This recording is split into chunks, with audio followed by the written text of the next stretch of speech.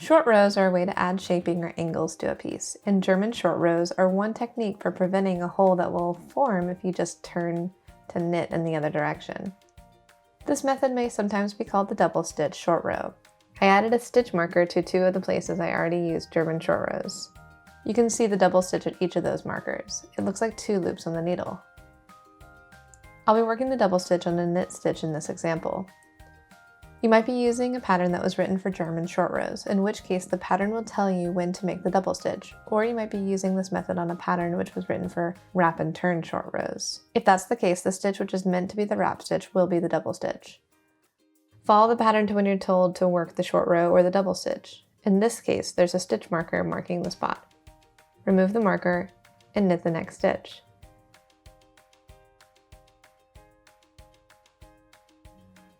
Turn your work,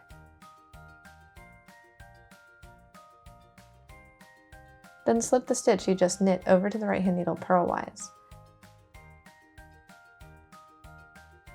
Now this will feel strange. Pull your yarn up tightly in the front so that it pulls up and creates what looks like 2 stitches from the stitch below the working yarn. That's your double stitch. See, it's pulled up like that.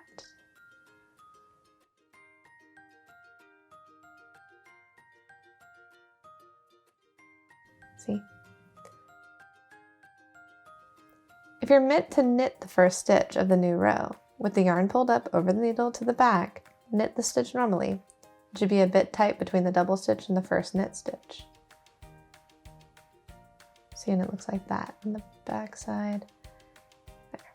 If you're meant to purl the first stitch of the new row, once the yarn is pulled up to make the double stitch, bring it all the way around and through to the front side to purl.